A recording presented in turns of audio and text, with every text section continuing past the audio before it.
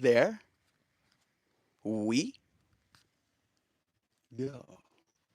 I do believe we're live, so I'll say indeed and greetings unto you, beloved and holy friends. What a pleasure it is to have you here again on another day.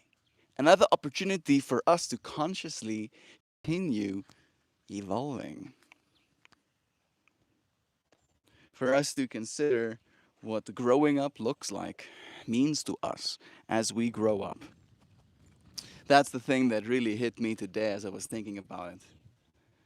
I was thinking about thinking back to being a child and how, as a child, you are aware of the fact that there are people bigger than you, more grown up than you, your parents, you know, first and foremost. But I also remember believing the 13-year-olds, the grade sevens, were grown up in comparison to me being an R grader, right? Like a 6-year-old. To a 6-year-old, a 13-year-old looks grown up. To a 13-year-old, an 18-year-old looks grown up. To an 18-year-old, a 30-year-old looks grown up. And so it goes. And every single time you find yourself in one of those age brackets, right? When you find yourself as that 13-year-old, 18-year-old, going on 30-year-old, you realize that what growth means to you changes. Your individual life changes. What is required, what growth is expected of you changes. And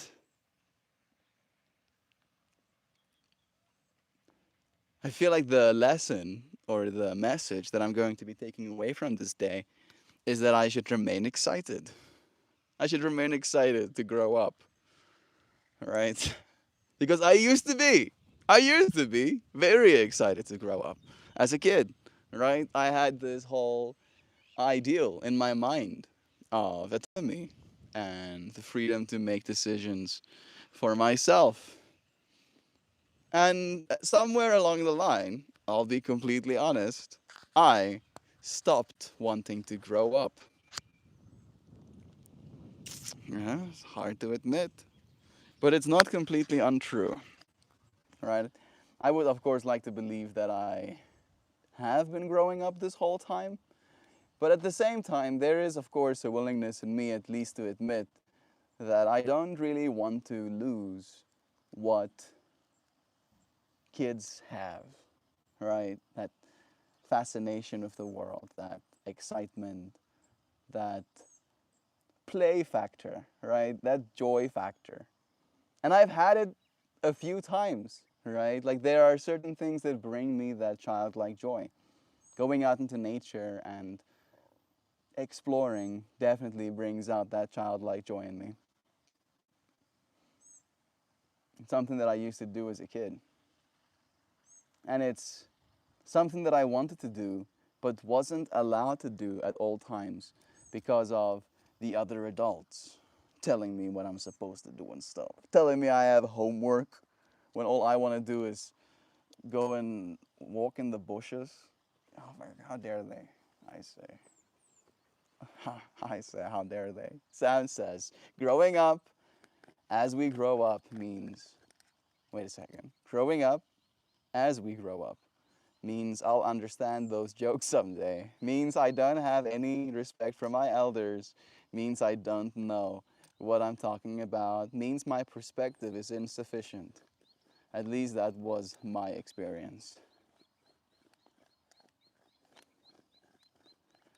I'm trying to download if this is the perspective that was thrusted upon you, Sam, or if this is what you have come to believe as your experience. We never really grow up. There we go, Adam. Now there is some wisdom. I said something similar in my yoga class as well, in introducing the whole growing up topic, where I said something in the line of, as we, when we're little, we're surrounded by grown-ups, and we long to be grown up. And then when we're grown up, we realize we're surrounded by children.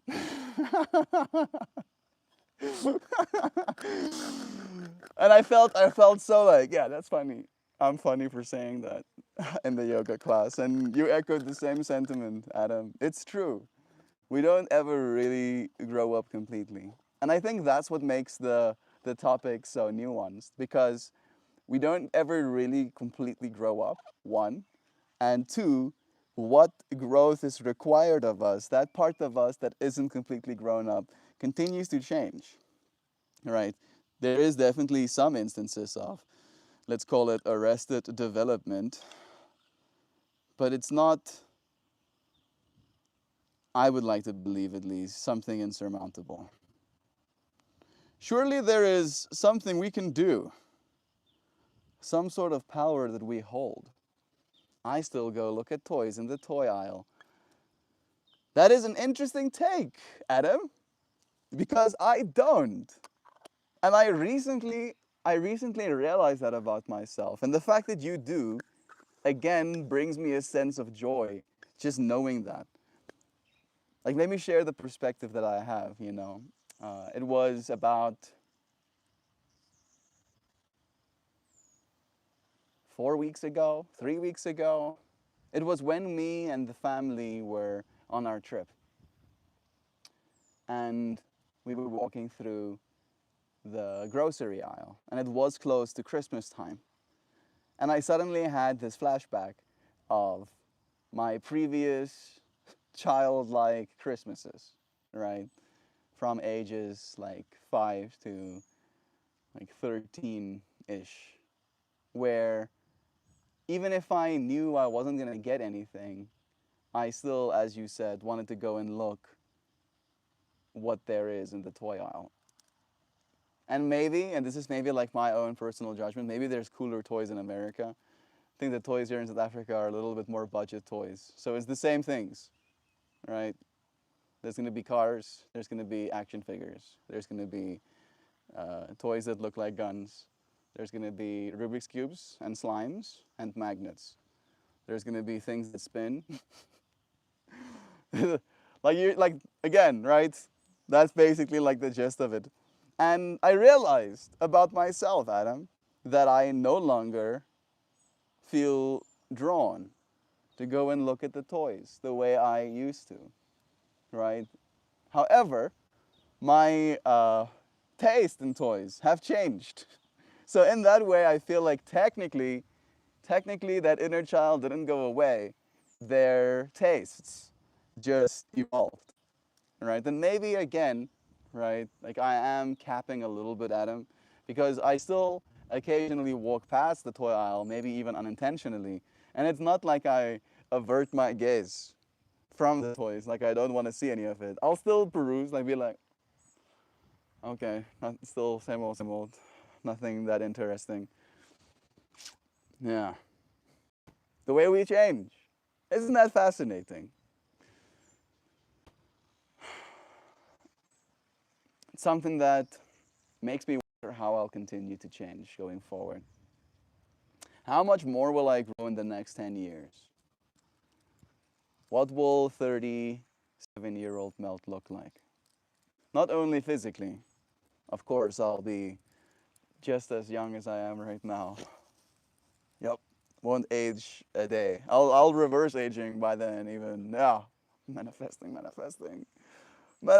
but my growth, the other things that I'll grow as, the ideas that I consider, for me, I hope at the very least, like my work ethic.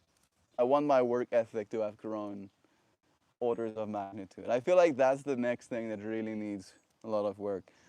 And like, I'm not going to say that I don't have good work ethic. I just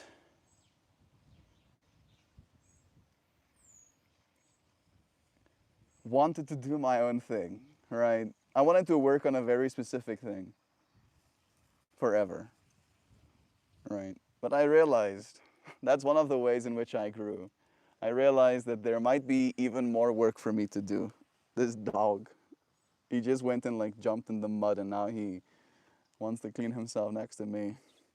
You better not touch me. You better not. Oh, he has a hitchhiker on his eye. Bro, let me help you. Let me help you. That can't be that. No, no, no, no, no, no. I know that can't be comfortable. There you go. I got it for you. I got it for you. Yeah, I got it. I got it. There it is. There it is. There it is. I got it. You're welcome. What's this? A pencil. Did you do this? Was this you? I can imagine it was.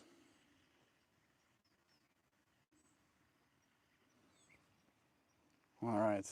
I'll put this in my baggie so I can throw it away later. Hey Dan! It's nice having you here, bro. Thank you for joining us, dude. Today we're having some conversations about what growing up looks like as we're growing up. Right? What growth is required of you after you've done the required growth? What growth is required of you as it relates to your environment? As it relates to your responsibilities and the expectations that come with it? How you will grow when what you're capable of and what you have access to changes as well. Dan says, definitely bottoming out and experiencing depression again, friends. But this time with a new level of awareness, I'm increasing my therapy sessions to once a week. I appreciate the space to share here. Good morning to you too, Xiao. It's nice having you here, Dan. Tell us, bro, what does this awareness look like? I feel like I have also gone through shifts like that, right? A lot of my, I feel like depressive fractals comes from self-image issues, right? Where unfortunately, because of the society that we live in, I have. You need to make some space between me and you, bro. Unfortunately, because of the space we live in, we have, like, for example, right? Like this doggo is like halfway covered in mud and like wet dog. And I don't really want mud and wet dog up against myself, right? And that is my almost like projection onto him. Like he's a doggo, so he doesn't really care that much that I wanted to create space between me and him. However, human beings can spin themselves a story, keep perpetuating this.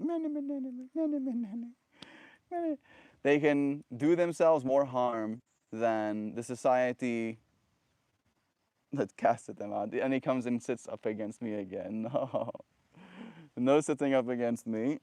I know you want to. You always do. But you can't.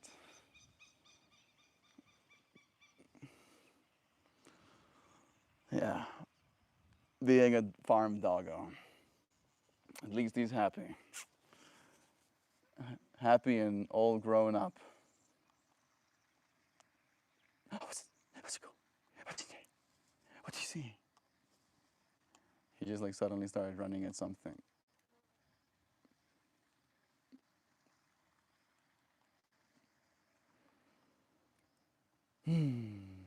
Growing up to me in the next while looks like taking more responsibility.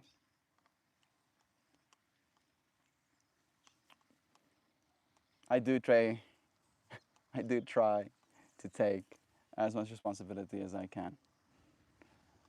I'm in a catch-22 melt. I have massive anxiety issues from family abuse, and that abuse is recent too. It's fresh. Romance. But my anxiety. I don't understand the last line, but I get the rest of it. Yeah. I don't want to make less. I'm very empathetic and crave lasting close relationships, friendships. I'm good at being a support system for other people, but my anxiety keeps me from forming those relationships. That was a typo. No, it's okay. It's okay. I'm trying to understand where you're coming from. I hear what you're saying, Dan. And it's even proven that people live longer and have happier lives if they do form, as you said, long lasting. I'm guessing meaningful is also a criteria. Meaningful relationships, friendships. It's good for us to have those things in our lives. However, I can also see a loop being created of expectation and then anxiety. No, he keeps thinking that I'm not paying attention. I can see you. I can see you and I can feel you. Look at him like trying to roll himself upside down. It's like, I'm not doing anything. I'm not doing nothing. I'm not doing nothing. He's been trying to be a doggo. Freaking critter. He thinks I'm gonna be a little bit less to him any second now. Little does he know. Little does he know. I'll keep getting skewed over and over again. Friendships and romance. Yeah, like I don't know what to tell you, Dan. I really don't. I feel like, and this is not me like trying to share like a perspective of like dismay or something like that, but the way that it's manifesting or registering in my mind is that it is one of those nuanced things, right? Where I have a hard time understanding relationships and friendships myself. Technically, right? If you want to get really technical about it, I do have a lot of friends. But if you want to get more technical about it, I see them very little because everybody is busy. Everybody has their own life, their own family, their own relationship pursuits, their own fitness journey, their own work hours, their own leisure time that they like to spend a certain way. And in that way, like we currently are not living in the society mode that begets a lot of relationships. Right, Dan? That's the way I've been absorbing. Looking at society, I'm like, oh, this is how things are right now. Everybody is too busy for anybody else. Right? And then there are these few outlier occasions where we make time, right? Where we put in some effort in order to come together and be close. And it takes a lot of time almost leading up to having enough reason, having enough almost like attachment to the relationship in order to get yourself out of your home and into that social setting. And I do know you live in New York area, right? And I feel like that's also not necessarily the most favorable environment in order to try and do that. I know you don't live in New York City itself. You can tell me again where it is exactly that you are. But that also adds an extra layer of, I think, challenge. And I feel our species will have to grow up a little bit, right? Realize again what is important to us. And it's going to take some, I believe, some discomfort. Like we're all very, very comfortable right now with the status quo. There's a line in the poem. Part of me wants to read it right now. There's a line in the poem from yesterday that goes, "We try not to disturb the system that is disturbing us." All right? Unfortunately, that is how it be. Poor dog. This dog has no poverty whatsoever. He's sitting right there next to me. But what he does is he goes and he pushes his like butt right up to my back, right? And I don't like that, especially not in the heat of South Africa. It's not that hot today, at least. And then there's also the added fractal of he's a farm dog, so he's constantly covered in pests. I'm like literally spending X amount of time every single day trying to just take ticks and fleas and stuff off of him. So when he makes direct contact with me like that, and I can't see, right? At least if I'm touching with my hands or with my feet, I can see if there is any pests trying to get on top of me. When he's up against my back like that, it gives all of the little friends that he carries with him a bridge to come and join my party, which I'm not, I know. That's what goes through my head, right? It's not just, oh, cute doggo who wants to just have some touch, have some oxytocin shared with me. Like that I would be nice, right? That's why, like with Eva, I'm like less skittish because Eva at least doesn't have all of those nooks and crannies for their things to be hiding. Yeah, I'm explaining myself. Damn it. Damn it, I don't. So those loops in our friends and our lives, those loops continue indefinitely, don't they? I hear that, Melt. That's not my issue. I have actively lost people. All my friends from high school and college are either dead or have walked on me because, again, anxiety, unmanaged trauma. Well, I don't think I have that much, at least, uh, unmanaged trauma or anxieties. I guess I do, but I have also. There's only one person that I've seen from high school since finishing high school, right? Heinrich, me and him were good friends. I haven't seen him. I haven't seen him in 7+ years. I haven't seen him since before I went to China, so 7+ years now. And the only person I've seen again since is David. And David technically was one of the high school friends that I made in my last school. Right? I went to 3 schools in high school. And the last one was where I met him. And he's the only one that made an effort.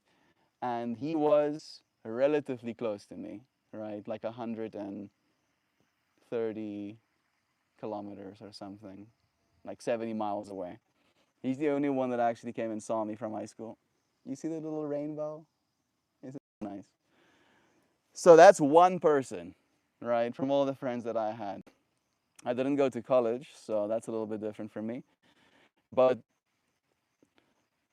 that's the way it is for me too, Dan. And I wouldn't be surprised that if you had to do a census, ask the question of most people would tell you the same thing, right? People are forced at this point of existence into just locking in, right? Trying to trying to get some sort of instance of survival going. And the friends that they did make, if they don't see, at least this is the way I've seen it, value in that friendship, even sometimes financially, right? If they don't see it benefiting them, you know, making their lives better one way or another, then it only costs them something, costs them time, costs them money to travel. So in that way, I have taken a lot of like solace in learning how to be by myself. I think I'm a little bit more isolated in that way, right? Where if you're by yourself in the middle of a city, you're seeing people all the time, every day, right? Sloshing around you. Here, at least, right? I can be alone and actually be alone and actually know what it's like to be alone, really alone, not just unseen in some ways, right? I'm now figuring out how to manage the trauma at 31 years old without all of those support systems. It sucks. Growth is no easy task. That is today's stream topic after all. I don't want to ruminate on it. I spent too much on y'all's time with it. I'm moving forward with a lot of grief, and coming here helps. That's why we're here, bro, for some collective growth. Love is true. You're on a journey, Dan says, yo. You're further along than you give yourself credit for. I could bet you're better at managing now than you were 10 years ago, eh? Yeah, it's true what she says. Cannot be argued. Hello, Hendrik. Hello. I see you. Hi. Hello. I think a lot of spammy messages. All right, saying hello 70 times is going to have people a little bit on edge. Gnashing teeth a little bit and cringe. I have a little bit of the plant of Mary that grew here on the farm. Still got some left. It's nice to be here present with you friends, to be looking upon a rainbow. Only a half of one, but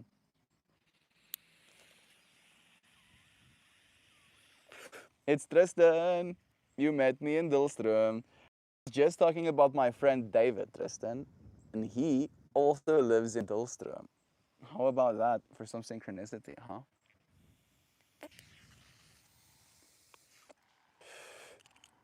It's nice to have you here, little friend. I remember you, Tristan. Hope you're well and being good. How old are you now, Tristan? You must be, I'm guessing 13.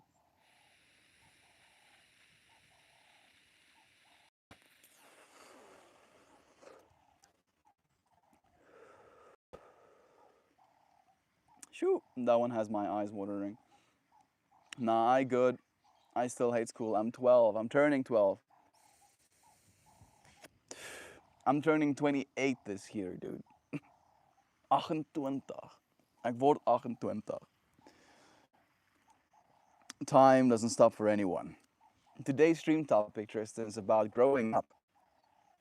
How, as you grow up, what growing up means changes, right? Because right now, you just said it, you hate school. I did too, right? It is that way. However, in that hatred of school, there was this idealizing of growing up. I very desperately wanted to grow up when I was a kid. And I would lie, Tristan, if I told you I'm not happy to be grown up today. I definitely like my life a lot more as an adult than I liked my life as a child that was expected or even forced to go to school and to do homework, to listen to my parents, etc., etc.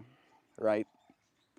However, now that I find myself as a grown up, right, I have basically almost aged another decade since no longer being considered a child.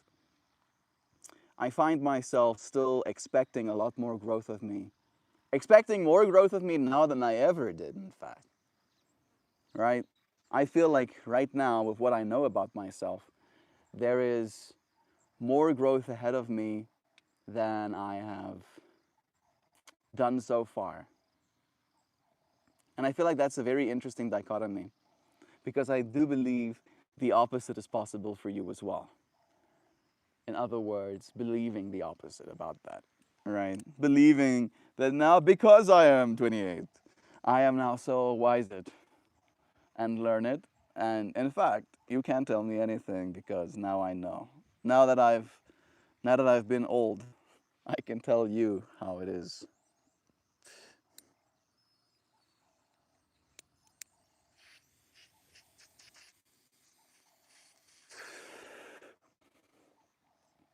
I'm thinking about some conversations that I've had with family and family's extended friends, and how much of what I've said has impacted people.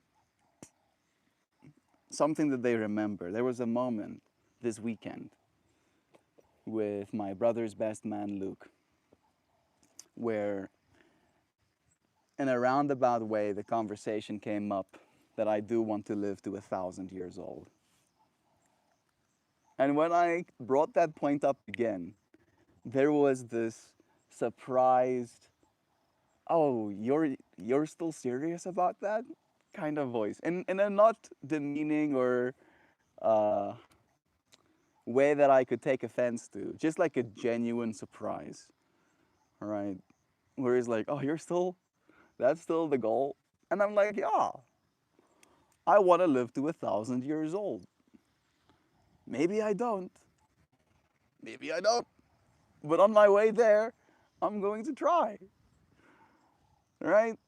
And I've had that conversation with many of my family members as well. And every single person takes that information differently. Right? And this is why I almost like I'm sharing this part of the perspective right now. The last time I shared that with one of my cousins, he was, I think, already 30, 37, 36, where I shared that sentiment of wanting to live to 1,000. And he goes to me, yo, just wait until you're 30. Then you're no longer going to want to live to 1,000. And I took kind of offense. I didn't say anything about it in the moment, but I felt like there was this anger in me, this like, you fucking what? I'll live to 30 and then want to live to 3,000. I mean, Norm freaking tell me that I'm not gonna want to keep being the person that I am. And again, right? There is a certain growing up in a way, right? That is expected of you. That the want to live forever or the belief of your untouchableness comes with youth. And I'm more than willing to admit that. And we started today's stream topic talking about that childlike joy, that immortality syndrome, right? And again, I'm not saying that I'm not a victim. I'm being swayed by that sentiment, that it seems to be something that continues to perpetuate, right? It echoes. For as long as we have told stories, the want to live for long has been a thing, right? Even if you think about religion, there is a want to live forever in a heaven or a want to escape the perpetual cycle, right? And then that feels to me at the very least like a whole other kind of forever. You're forevering into not having to forever. He's always bad because I respect this perspective, Sam. I think I'm missing some context. I'm gonna head up and read some more. Love is true. I appreciate you friends being here with me. We are growing together. That's the point. That's the overarching point. And that growth will look different every single day, right? The way in which you'll have to grow today will be different than it was yesterday. And if we can keep being excited about that, the same way as we were children, excited to grow up, to become adults, if we can keep being excited as adults to continue growing into adults, even as 27-year-olds, 21-year-olds, 55-year-olds, right? Again, there is a certain ego and hierarchy fractal that comes in. We want to already be learned. I already want to be grown up. I don't want to still have to grow up, right? How are people going to take me seriously if they think I'm still growing? They should already see me as grown, as an authority figure, don't they know? Meltmore, can I tell you a story? Feel free. I'm here to listen. It's not my birthday yet. Not my birthday yet. Sam has perspective. I like it. It's true. Melt is telling us the future is believing you are better than the you of yesterday. Uh, I'm pretty sure I didn't say that. And I'll have you know, Dreamtooth, one of the things in my familial relationship with my father that is like a trigger point of mine is getting told that I said something that I didn't. All right, my dad does that sometimes as well. And it drives me up the wall, makes me really uh, disrespectful. Because not only are you misrepresenting me with your words, but it also shows me that you have clearly not been listening to what I've been saying this whole time. All right? Instead of asking me, you've projected. And then suddenly, it's almost like that image that has been cast uh, is very sharp. Let's say it like that. Getting flashed. I don't see the point in school because nothing has changed. We haven't figured out how to cure cancer. AI is taking over. Yeah, bro. I think again, right? Like what you need to get good at is talking to people. That's all you have to get good at. Every single chance that you get, try and talk to a person. Try and talk to, and this is, I don't know if this is, like, try and talk to trusted adults. I'll say that, right? Talk to teachers, talk to your parents, right? Ask them things. And if they are unable to answer you, ask them if they're willing to maybe accompany you in using, these days, a sophisticated language model, right? I don't know if there's anyone that's less evil, maybe Claude. Uh, and you can try Gemini. But there is so much growth. And that is what today's stream topic is about, Tristan. There's so much growth to be had outside of school. School is an environment for you to grow in. And unfortunately, the school environment can be a little bit toxic in some ways as well. It can make you grow in maladaptive ways, right? However, that should be your perspective. No matter where you are, Tristan, at school or at home, you're going to have to continue to grow, right? It's better to grow in good ways than it is to grow in bad ways. You can grow more tired, more negative, more angry, more jaded, more unhealthy, all right? You can grow in those ways too. It's up to us to choose in which direction we want to grow going forward. Melted hummus, nice new name, James. On topic of growing, how do I approach a mature woman? I think it will be good to start by being mature yourself, right?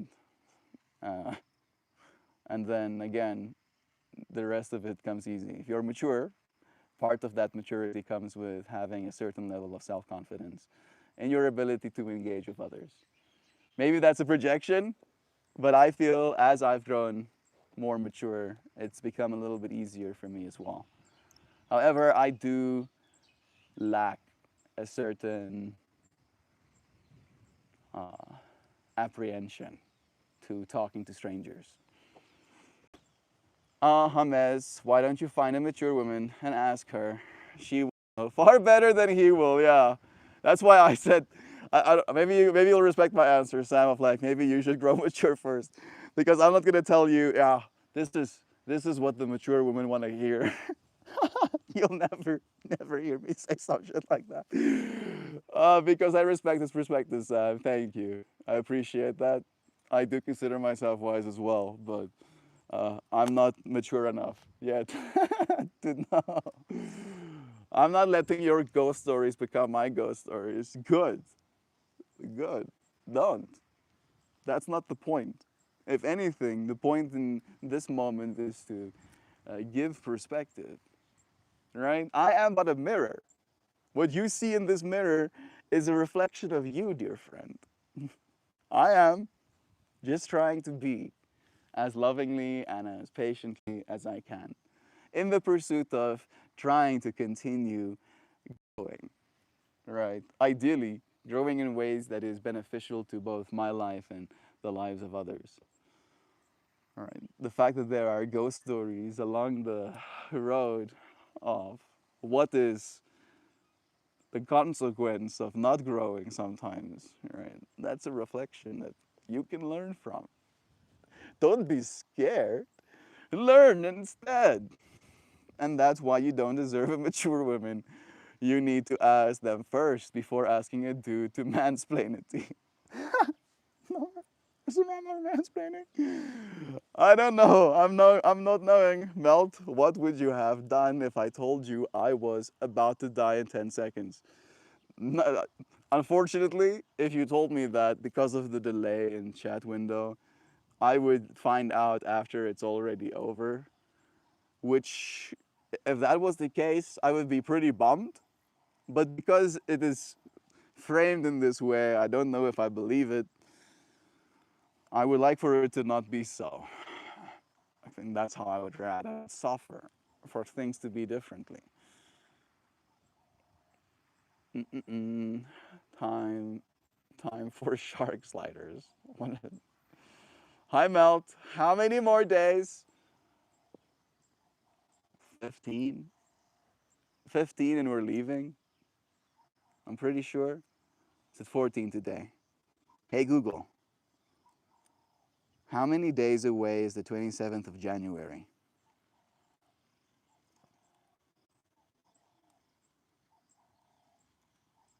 Yeah, 14 days. Mistaken. 14 days. 2 weeks. I will be here for 2 more weeks. It's true. I'm leaving on the Tuesday. Yep. Wow. Officially 2 weeks. Yeah.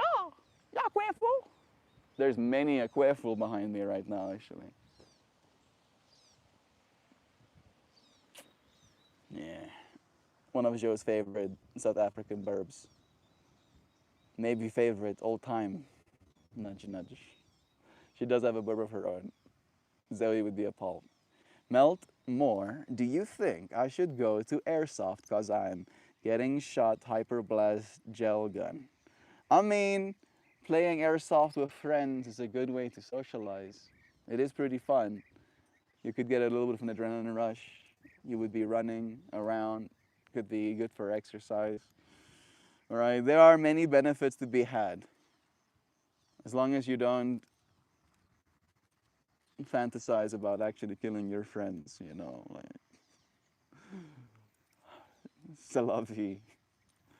That's one of those things that's very hard. Like, are we going to ever stop doing that? I think we'll continue to play games, right? And that might be that by an extension.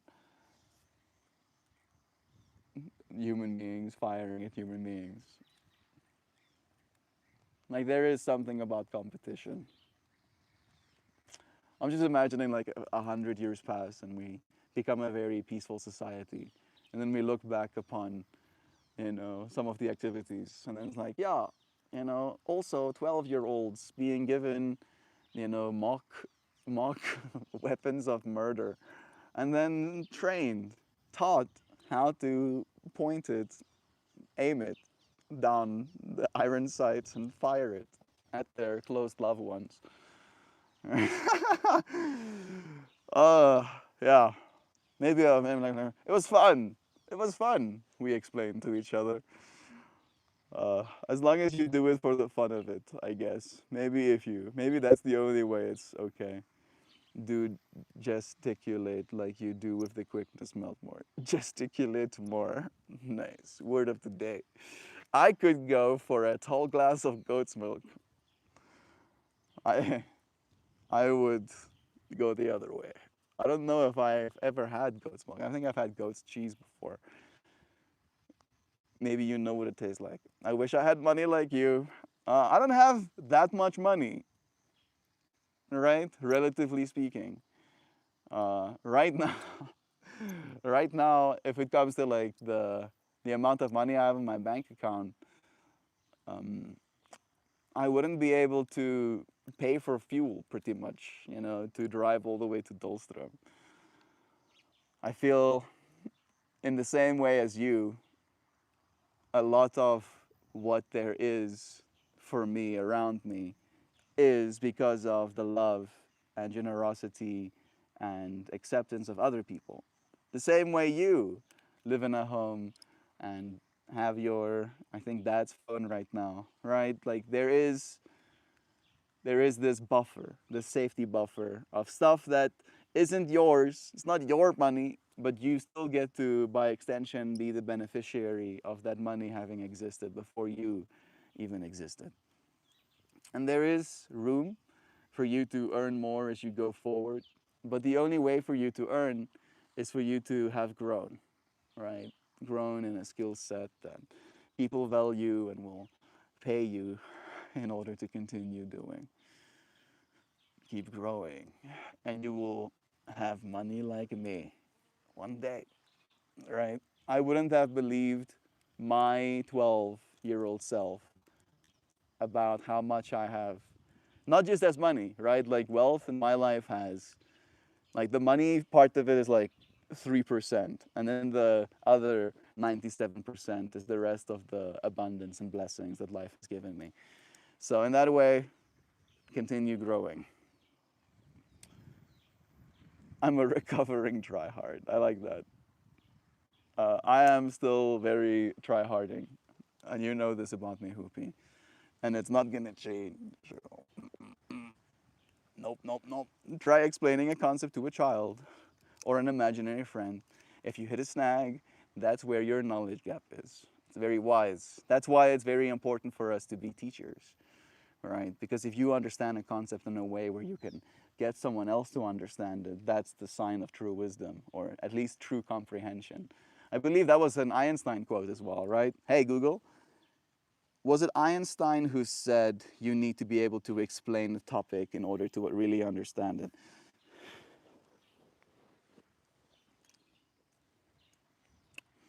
Mm-mm-mm. Nope, no evidence that he said it. Misattribution. There we go. However, Richard Feynman, known for the Feynman technique, might have been someone who shared the similar idea. And Kurt Vonnegut, in his novel Cat's Cradle, a character says any scientist who couldn't explain to an 8-year-old what he was doing was a charlatan. Yeah, that's rich. I could feel Sam writing a line like that as well. All right, let me read some more. MeltMore, how do I get more subs? Because I want to make money to buy my mom a birthday present. That's super wholesome. Uh, I wish I could give you an answer that would be actionable, right? Because if I really knew how to do it, I would be getting more subs as well. I think one of the things that I try to do is be authentic, right? I am just a human being. I have pimples and my hair has to be fought into submission for it to look presentable. And I dress myself in clothing. This has been a gift from Joy Vive. This is a gift from my mom, right? So in that way, I'm literally clothed by the love of other people. The gifts as you want to give to your mom. Be as truthful and authentic as you can be, right? Even if you write a card, right? You tell your mom that I would have loved to have given you a gift. I'm thinking about it right now. Maybe I could, you know, take some extra effort to wash the dishes, before she has to ask you to, right? So instead of asking mom, here's one card that you can just slip me and then give me a wink, and then I'll know that I need to go wash dishes or something, right? In that way, you can give to her something valuable, something that she'd appreciate getting from you, even without having money. Getting subscribers is one of those things that I feel doesn't necessarily do you any good as a mental pursuit. I think about it too, right? When I finish these live streams and I see a few more people subscribe to this channel, it brings me a sense of joy. It brings me a sense of affirmation in this person that I am, that I'm trying to give to you through this medium is something that you would want to see again, right? That I have left the door open in the back of your mind, even if it's technologically so. Even if you end up unsubscribing a week from now, right? There was still a connection shared. If it becomes just about the subscriber number alone, right? Like trying to get as many of them as possible, you can do that. You can like do research even. Go and search how to, and you'll get whole lists of videos that will give you very directional steps about how to cut your videos, what kind of content you have to make videos about, how you're supposed to engage, how quickly things are supposed to happen, right? And I went on thinking that I want to do stuff like that rabbit hole as well, and it very quickly felt to me like I wasn't being authentically myself. I still do believe I should make videos, with the sole purpose of trying to make consumable content. I don't know if this is necessarily consumable content, right? There's a little bit of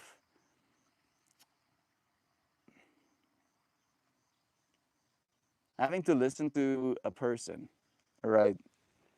Where sometimes with consumable content, you're listening to an idea, you're listening to a product presentation, you're listening to a skit, right? Something funny. This is very much a raw experience of just trying to have a conversation with a person on the other side of the internet. And in that way, there's a little bit of a bandwidth gap of how much I can share and how much you can share back with me.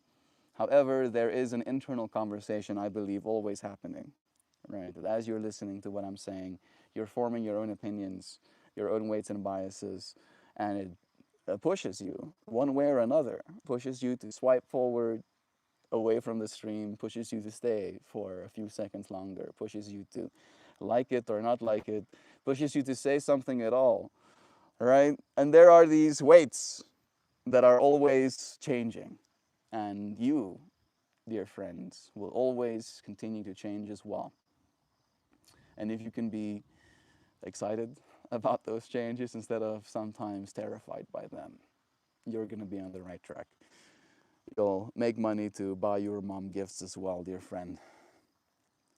Keep showing up. That's the only advice that I can really give you that I know will work. Keep showing up. Don't stop trying, Tristan. That's the best advice I've ever been able to apply. Mm-mm-mm. Try explaining. Yeah, good advice. Good practice for impeding global conflict. That's think that big picture in your room will fit in a suitcase.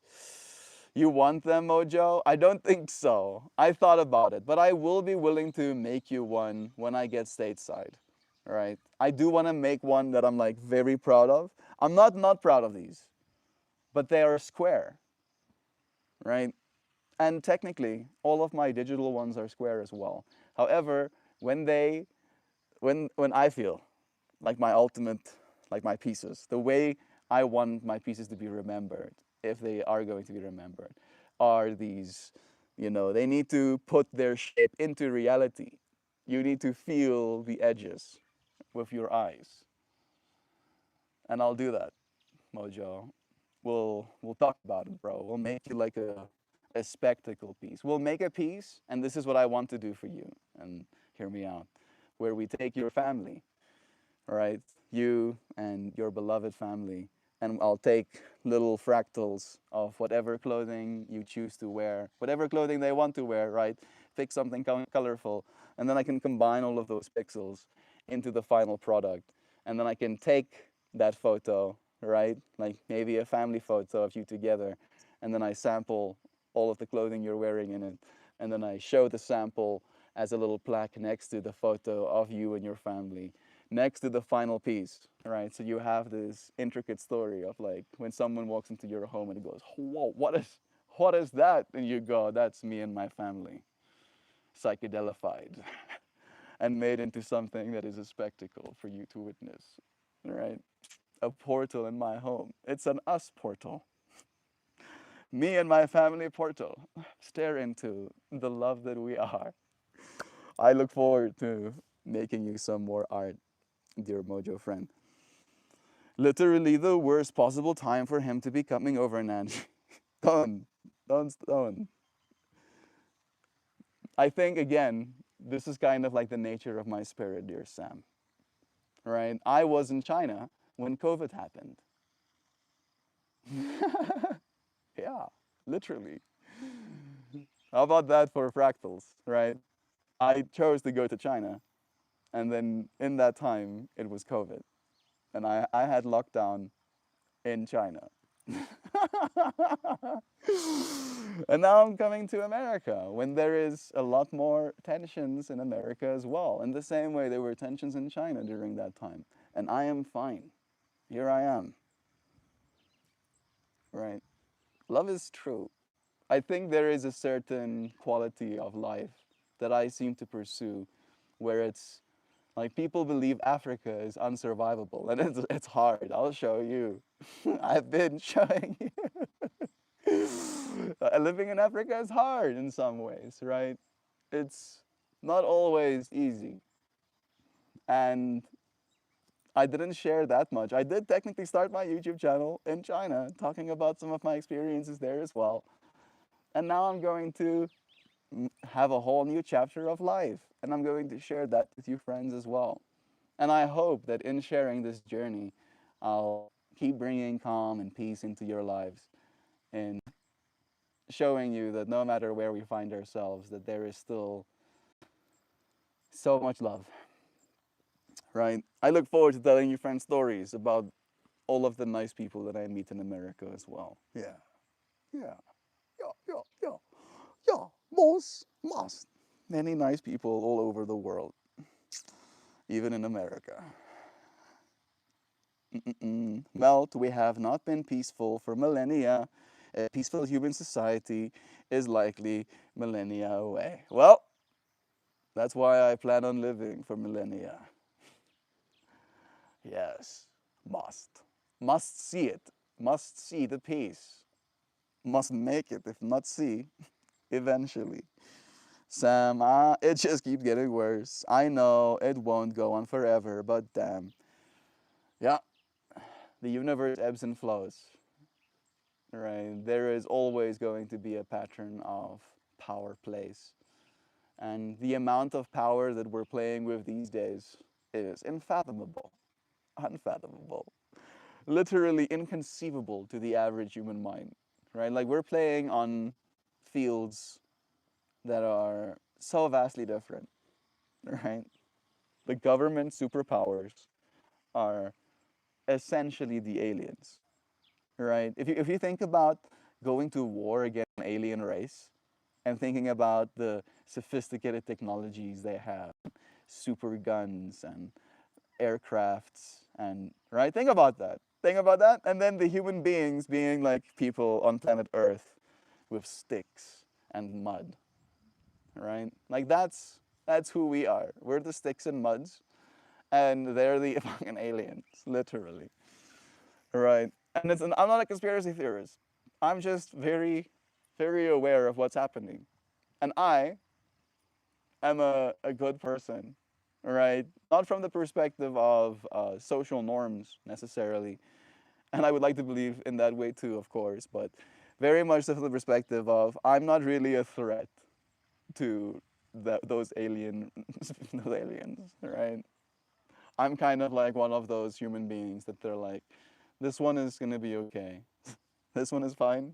This one is gonna look at butterflies and be fascinated by the holes in rocks. He's very much focused on other things, right? Again, maybe that makes me pacified according to the powers that be. But it, at least to me, looks like me taking agency back over my existence, right? Instead of being stuck in the quote unquote matrix, right? The system as it is, I can allow myself to actually just find pleasure in being outside of it as well, right? It's like my own little bit of agency that I get to take back from this existence. My own little piece in society, right? That I make for myself by being it. I love that the Guns Protect Us crowd are people conducting the door to door raids. Well, makes sense why people want their own guns, right? They're giving people active reason to want to keep them. It's like, yeah, what if that was me? I'd sure want a gun in that case. You shine like a light. Is there another? There are many. Uh, Apparently, at least 8 billion. Like, we're at least 8 billion human beings. And then if you think about the amount of stars that there are, trillions. And then that's just what we can see, all right? Can you imagine? There are so many. And yet, all of it can be considered one because they share that essential quality of being light and the emitter thereof. Naive to believe a nation doesn't need a military. I don't think I said that one time. I don't think I said that. Uh, I just believe that we, as human beings, on the ground level, cannot compete, all right? Not even remotely. And that's the scary part. And that is the scary part. You are kind of trusting at the whims of, trust me, bro. Little bit of trust me, bro. And we are moving towards, brain computer interfaces and genetically modified ourselves and super soldiers and exoskeletons.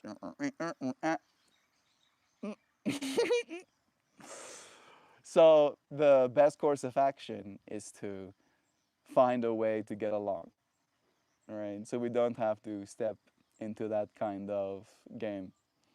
And if we're going to step into that kind of game, it should be an actual game that we play online, right? We can fight each other online. We can be fair. We can build consensus rules in with blockchain. We can make the payouts actually tangible, right? There's winners and losers, but we don't have to actually kill each other, right? We can have our drone warfare. We can have our nuclear explosions. We can have our super fast fighter jets doing strike missions on sensitive targets without having to kill any actual human being. And again, it's going to take us some time to get to that level of collective consensus. But I feel eventually nobody is going to want to die, including the soldiers. They're going to be like, how about actually? Nah. How about I don't want to be at the front of the battlefield because there are drones that shoot missiles? How about, like, I don't want to actually. Can't I be the guy flying the drone? And then eventually he gets to be the guy flying the drone. And then eventually, right, what's being seen on the screen is relative, right? If you're seeing on the screen actual human beings being bombed on the other side, or if it's digital to you, right, why wouldn't we just opt for the digital version? Right? And unfortunately, because it's seen through screens, I believe there's a certain level of disconnect with people that are pushing the buttons because it might as well be a game to that person, right? That's the interface that they're given. So this is my belief, my hope at the very least, is that we get with it slowly but surely. I hope it doesn't take us a millennia. I think it might take us some decades, but a millennia might be too wrong. I'm gonna be here for it though. Say that to Japan. They don't have any formal standing military. Is that true? I'm gonna take your word for it, Sam. I saw those gloves on Amazon with little lights on thumbs and forefingers. Psychedelic. I have two phones and both is mine. Look at you, bro. Stacked. Absolute ballin'. Gotten two phones and stuff.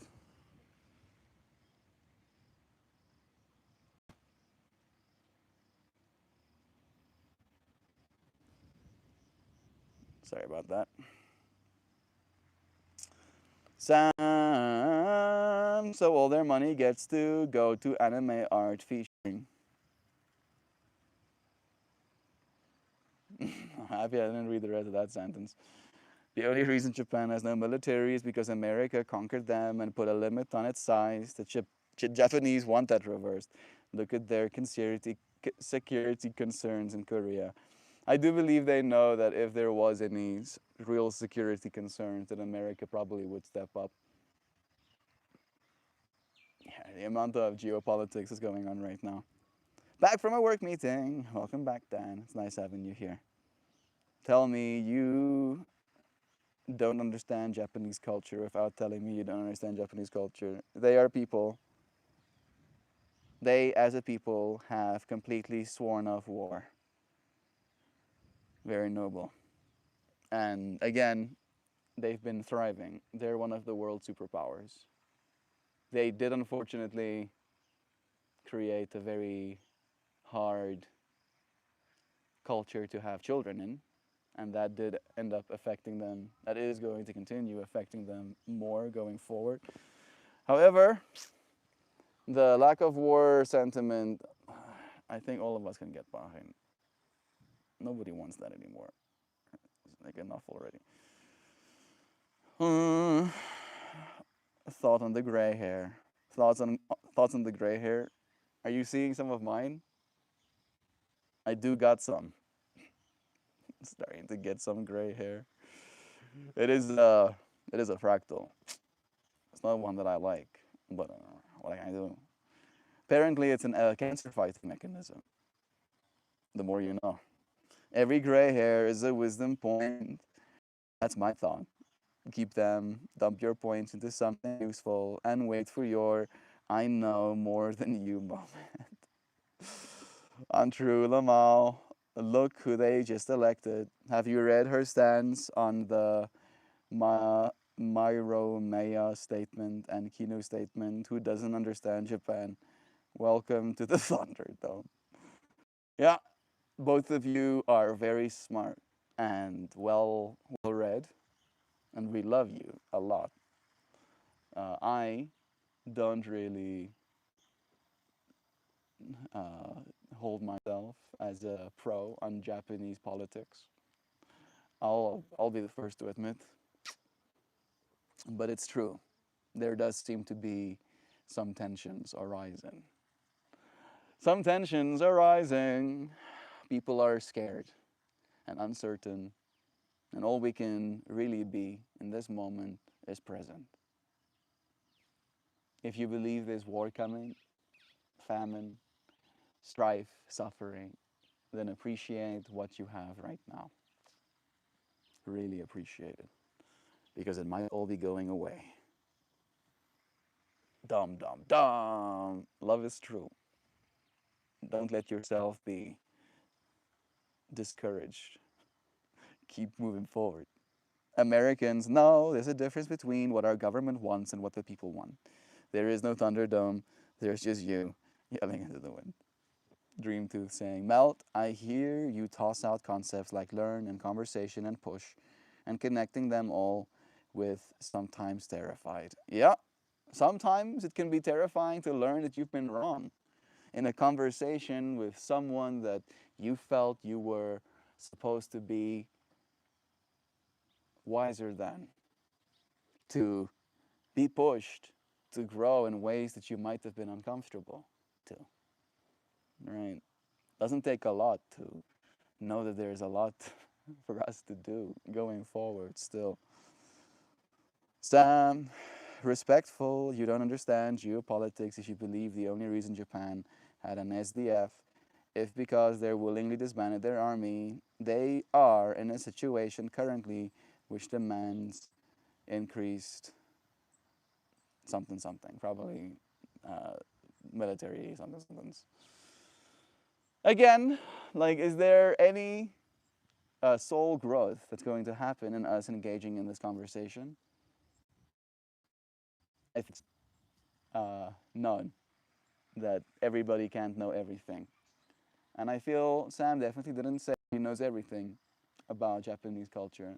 But in the general sense, right, if you had to talk to the average person in Japan, and I'd agree with Sam at least on that, and you ask them, do you, ask the person, want to go to war anytime soon? The average person is going to say, like, nah, dude, I've sworn off.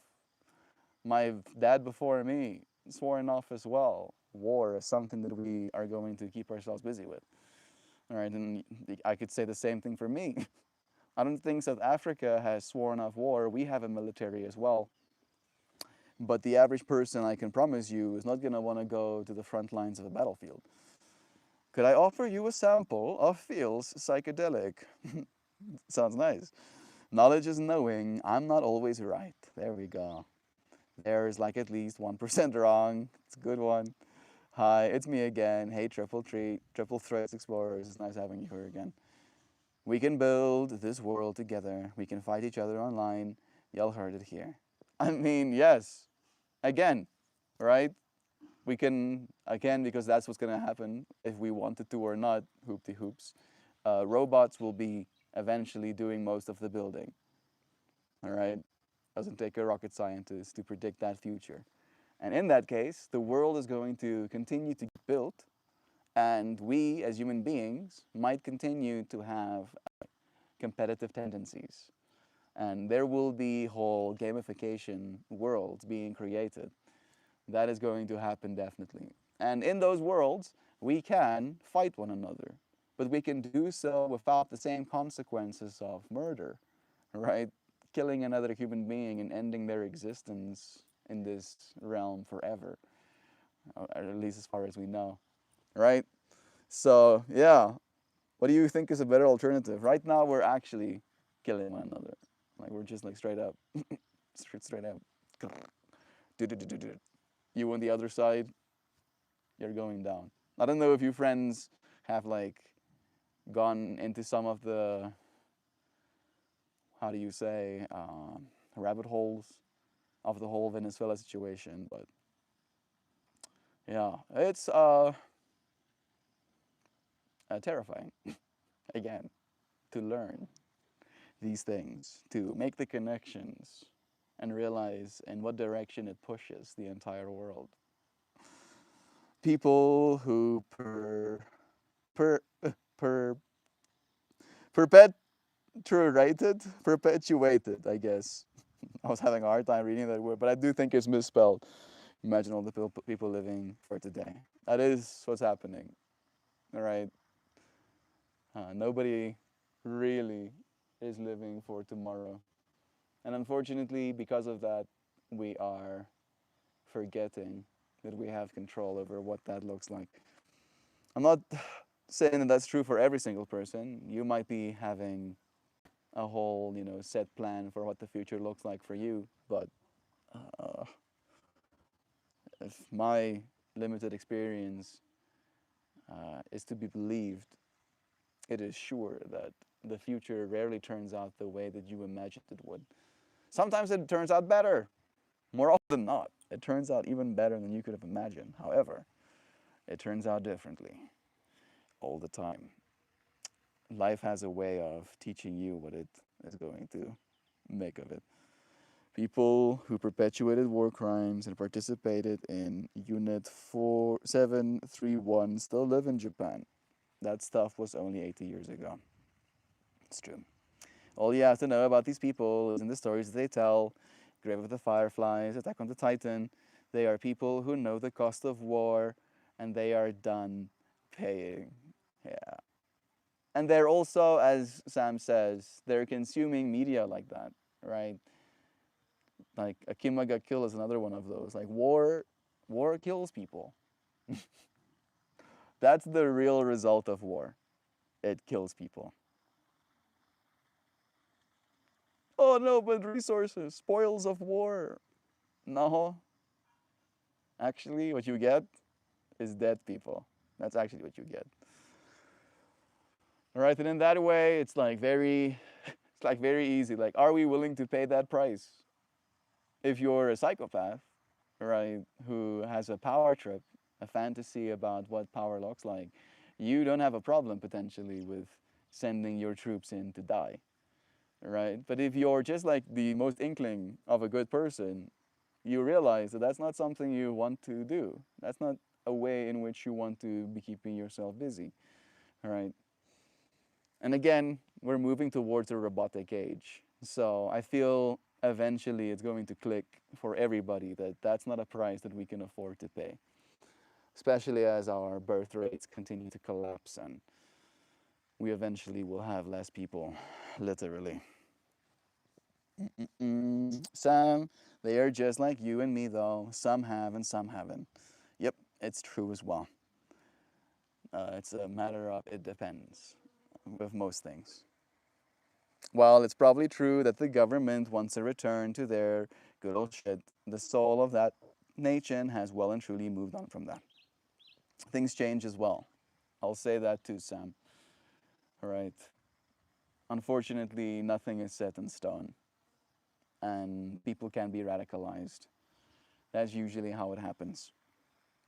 Thanks for the space, friends. Gotta run. Hopefully, I'll see you guys tomorrow.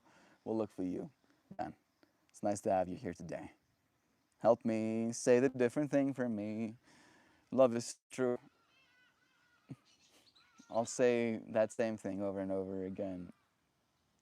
Sometimes your perspective of it might be different, though. First, you say I don't deserve older women, and then you say I don't understand Japan. Perpetuated. Perpetrated, not perpetuated. Perpetrated war crimes. I don't think. Is that perpetrated? Ja, ek is nie tegnies 'n eerste Engels prater nie, okay? Gee my 'n bietjie 'n bietjie leeway. It's a bietjie. Asseblief. Humanity is like pestilence. Only when we disappear due to either war, mass extinction, cosmic event, will be truly free. Mm. That day when BEB is truly free.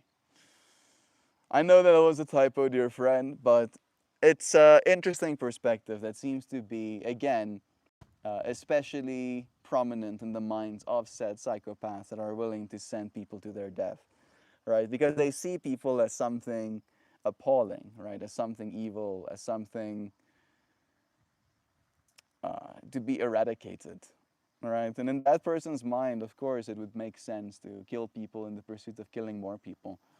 However, if every person on planet Earth were to vanish, disappear, and you would be completely alone on planet Earth, it wouldn't take a month for you to miss human beings. You would go and look for TV shows to watch. You would listen to music. You would read people's books. You would be desperate, instantly desperate, to have some inkling of humanity. Or if you hate your own humanity enough, you would kill yourself because there's nothing more to live for. So, in that kind of thought experiment, it becomes very clear to me that we don't want no humanity. Not really, right? I don't want to be king of the earth if it means being the only person on it. It's not what I'm here for. It's not the goal. It's not the value proposition of life to the soul. Yes, I said both things. Melt, I'm super competitive, so if you want to help, I want to help more, and I will. I will. I know I'll help more. Hoopy, no me. No, actually, I'm gonna help two ladies, old ladies over the road at the same time. I have two arms to hook into their arms. I can help two ladies. Hoopy is like, I'll get third robo arm so I can help a third lady over the road. But Melt, where are you gonna find all of these old ladies? I'm gonna go and get them out of their retirement homes to help them over the roads, whether they're screaming or not. I'll be more helpful. Love to you, Hoopy. Love is true, you know. You know, bro. That's the way it is. I will continue to date over 30s. See about it. I'm chilling. Oh, so chill. Love is true. This is what I believe. Melt wants to be set in stone. I wouldn't want that for you, bro. I don't think I said that either, right? I do call myself Melt for a reason. I don't apologize for my love. Hamas, women over 30 here are telling you, you need to chill, bro. Yeah. It's like, if this is the kind of way you engage, it's like the women that are in their 30s are not into it. They're like, they're not having themselves be like, wow, what a guy. They're more being like this guy. I think there's a difference between dating and finding someone to live your life with. And some part of you knows you're not going to get the second part yet. I mean, I feel like it's a matter of perspective. I think it should be up to them to grow. I don't know if there's any forcing a person to. Today's whole stream topic is about growing. All right, and it is up to you, dear friend. I sure do hope you will. We know what we want for a change, Melt. Sometimes you say stuff and I wonder if you hear yourself. I don't sometimes, Hoopy.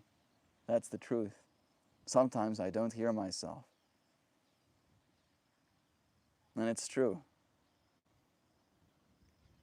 It's almost like I'm opening myself as a channel to say whatever feels like the right pathway.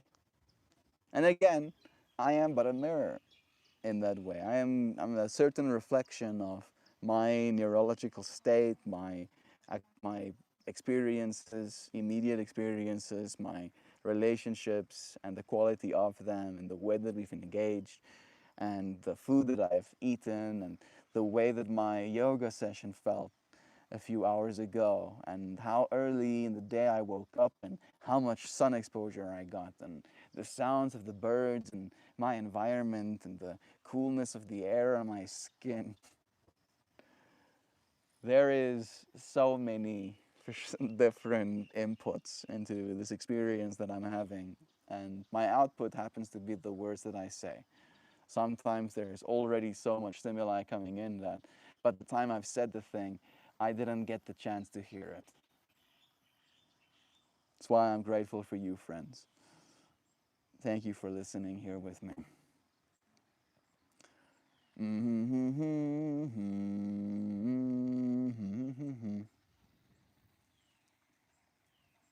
How to approach a woman over 30, not with that attitude. Love is true. It is true, yeah. You should reflect on why you feel the need to make these comments. I think I think there was a whole spiral that happened a little bit, right? It's like I think our friends, have a certain respect for me in this space. And they know that I'm not necessarily someone that gives dating advice, right? I don't really carry myself as Womanizer 5000, the guy that knows how to chat up women in their 30s. So I think there was a layer of that, where as soon as you brought that kind of question into the space, there was a layer of like, why are you asking these kinds of questions? And then, as was said, there being women in the space that are in their 30s, there's a certain disrespect, right? Instead of asking the space, hey, space, I am interested in a lady that's older than me. I don't know if you're in your 30s as well or if you're 18 or something, right? I don't understand the context.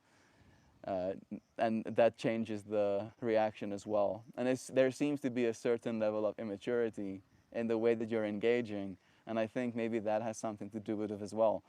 So instead of reflecting for them why they are making these comments, again, I have now helped you reflect on why it is this experience has turned out the way that it has. And it is something that's subtle, right? And as women mature, and this is my perspective, and I ask our community to call me out if I'm wrong, as women mature, they become more aware. They become more aware of what they want in their lives and what they don't, right? And that kind of immaturity, nobody really wants in their life. I think especially not a woman that knows what she wants at that point in her experience as well. All right. So maybe that's what it is. It's like you have these resources, these pillars of knowledge that are the women in the space.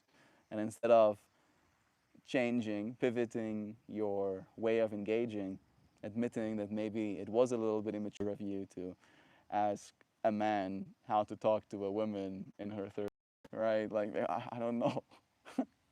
You kept pushing that point. And I respect, I appreciate at the very least, I think that's the right word, that you respect my opinion and value my judgment and consider me wise. However, everybody has wisdom. We're just willing to ask. I see thin ice ahead, will it break? I don't more. It's still morning for me. Yeah. I've already been such a good person, hoopty hoops. So much good personing for me in it already. Love is true. Let me show you this perspective again. It's a little bit zoomed in.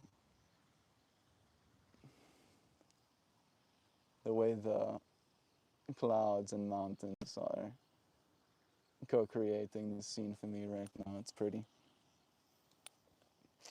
It's nice to be here with your friends, looking at the pretty things together. All right.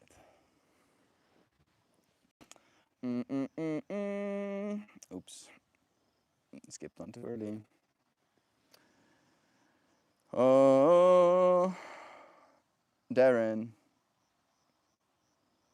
it sure is wonderful to have you here. I truly do enjoy all you share. Love is true. Thanks, Joe and Sam. You're cracking me up. Great answers too, asking, and respect. For those of you lurking in the shadows, I wonder if I'm not on all messages right now. How do I even? There we go. Chat filter all messages. I am getting more messages now, I think. Set in stone. The second part. Reflect on what you feel. Humans are trapped in a system that they create but cannot understand. Yeah, it's because it's been so many generations in the making, right? It's like layers and layers of system that's been built. For those of you lurking, says Sam, in the shadows, the way to approach and talk to a woman in her 30s is to first make eye contact, then compliment her outfit, hairstyle, her shoes, her bag, or something she said. Then you engage her in conversation, if she is willing. Don't push, don't pressure. You do not, under any circumstances, mention her makeup, her fitness level, her car, if she drives, or the way she sounds. Those are things that's not in her control. Yeah. As she said, complimenting her outfit, that's something she chose. The way she styled her hair, she chose to do it that way. The shoe she wore or the bag that she has with her, she chose that as well. Something she said, right, that's of her making. She can change that stuff as well. Sam was giving good advice. Joe saying, it's so green, right? It really is beautifully green here right now. You'll get to see some of this at least, Joe. It should rain a little bit more still as well.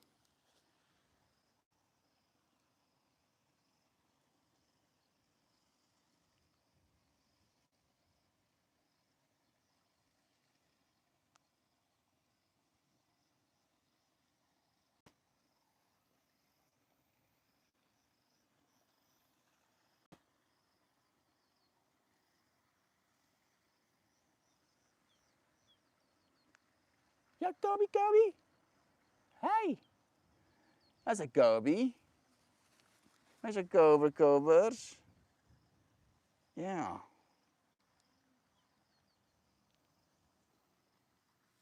What a good doggo. Womp.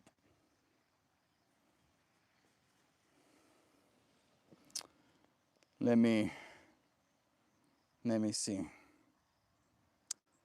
How to approach a woman in their 30s, respectfully, kindly, lightheartedly, unattached to an outcome.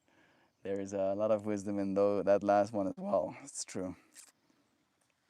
Almost that way for so many experiences in life. Having big expectations heading into something is going to cause a lot of resistance in and of itself. Why can't I mention her hair but not her makeup?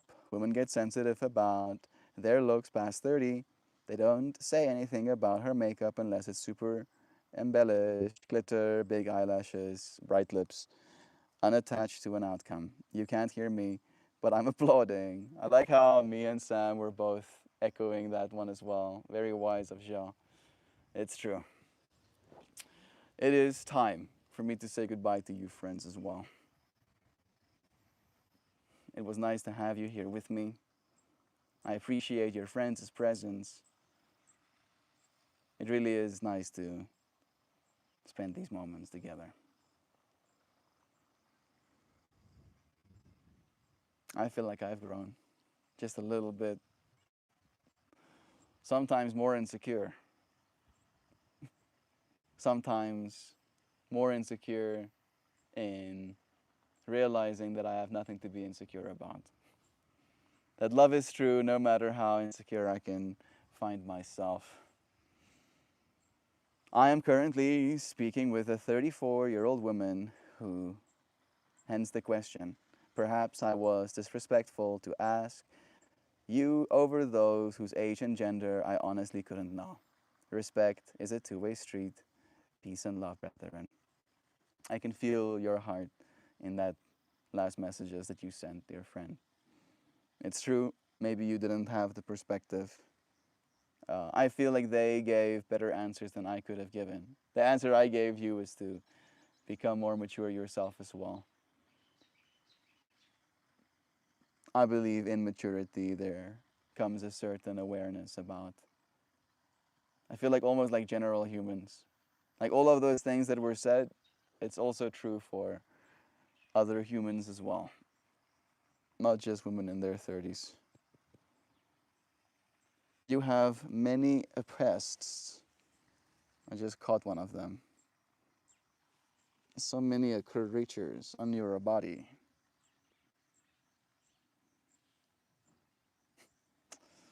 Alrighty. Look, man, ask ladies how they want to be treated. They'll tell you. Good advice as well. Very good advice. You can ask your 34-year-old lady yourself. If you're in the speaking to phase, find out what she values. Small gifts at this stage, like a scarf, if she wears them, a new coffee cup, or even her favorite lip balm goes a long way. Yeah, listen. Ask and listen to what she says.